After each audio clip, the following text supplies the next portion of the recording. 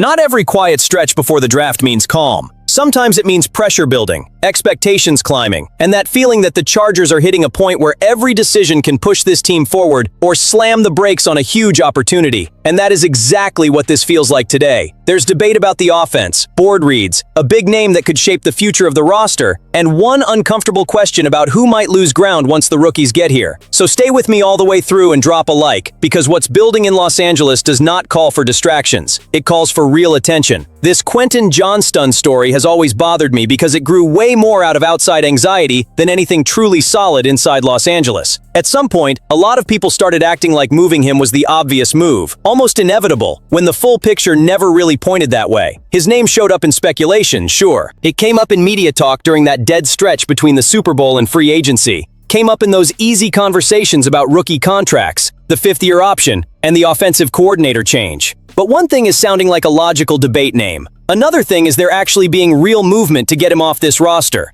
And when I look at Johnston right now, I honestly think it's lazy to keep tying him forever to that rough start to his career. Did the rookie year weigh on him? Absolutely. Did the drops leave a mark? They did. But the part a lot of people ignored was what came after that. He went to work, got better, got stronger, cleaned up key parts of his game, and produced. 755 yards and 8 touchdowns last season at that contract cost is not a roster problem. That is value, cheap value too, on a team that needs to hit on as much as possible while building the group around Justin Herbert. The part that pretty much ends this conversation for me is the financial and strategic side of it. Trading Johnston right now would mean giving up a productive, still young receiver for logic that does not match where this franchise is. His cap hit is still low, the return probably would not match what he still could become, and there is still a chance Mike McDaniel gets even more out of that skill set in a new offense. And then there's one more thing that matters a lot to a front office that likes to think ahead. If he is not part of the long-term plan, he still might give you more by staying than by getting rushed out the door. So to me, this says way more about the draft than it does about an exit. If Quentin Johnston is staying, and everything points that way, the Chargers do not go into this draft feeling forced to chase a wide receiver early. And with only 5 picks, that changes the whole table.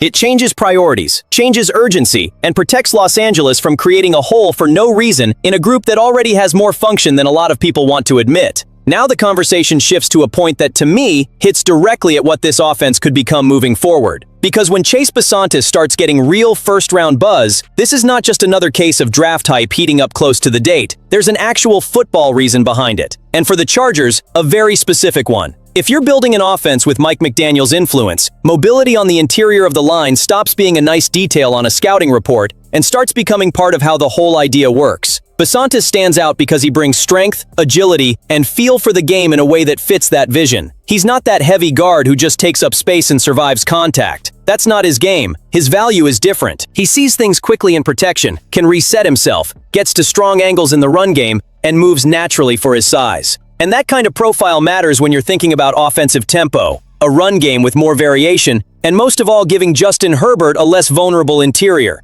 I know pick 22 might sound a little rich for him at first glance. That reaction is fair. But some draft classes create that moment where need and fit line up so clearly that the conversation stops being pure ranking value and starts being real value for the team making the pick. If the Chargers see Bisontis as a guard who can play early, stabilize a weak spot, and also fit the design of this new offense, then the pick stops feeling too aggressive. It starts feeling coherent. And that matters because the interior offensive line is not a luxury for this team. It is an urgent issue disguised as a technical detail. Herbert has already had to carry too much in imperfect conditions. If Los Angeles really wants to unlock another layer of this offense, it has to stop treating interior protection like some secondary piece on the board. So when a player shows up with traits that line up this directly with what the system needs, I do not see a reason to downplay the idea just because it does not come with the glamour of a more media-friendly name. Sometimes the right pick is not the loudest one. It's the one that fixes a critical problem before it starts hurting you again in the middle of the season. Some news does not hurt because the Chargers lost the race for a player. It hurts because it changes the whole board before their pick even comes up.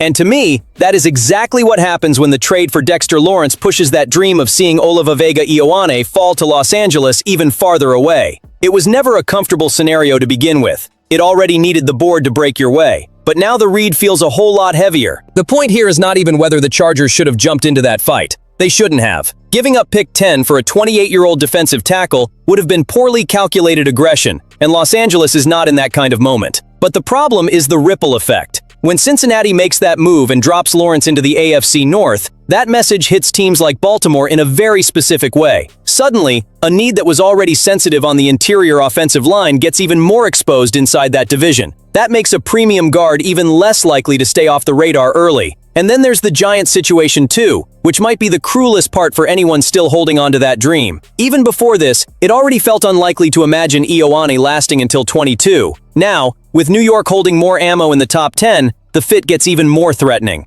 They can come away with impact on one early pick and then circle back to attack the best guard in the class at a spot where it makes a lot more sense. When you stack those possibilities together, the margin for a miracle starts shrinking fast. Sure, the draft always has surprises. There's always that one player who slides more than expected and leaves half the league stunned. The NFL has shown that more than once. But living attached to that specific hope is starting to feel like wasted energy. And I say that as a fan who also knows how to recognize when a great idea on paper is getting way too expensive emotionally. Because the risk is not just Ioane going earlier. The risk is Los Angeles getting stuck in the fantasy of an ideal target and taking too long to adjust its vision while the board keeps moving. So honestly, I think this is the moment to recalibrate. No drama, just clarity. If Ioane is gone, and today that feels very likely, the Chargers can still walk out of round one with real help. Maybe at guard with a different kind of player, maybe at another impact position, maybe even setting up the board for a different move later. The mistake would be turning an unlikely scenario into an emotional plan. And good draft teams do not do that. Good draft teams take the hit, reposition, and keep attacking what the roster needs. The fourth story presses on a different spot because it messes with role, hierarchy, and roster reality. The draft does not show up just to add talent. It shows up to push people back. And when I look at the names that could come out of this process with less space on the Chargers, I do not just see players under pressure. I see very clear signs of what this franchise believes it needs to fix right now. Trevor Penning is the clearest case. And not because of cruelty, and not because fans are picking on him. It's because if the Chargers get through this draft without finding a guard capable of taking that spot, then something went wrong.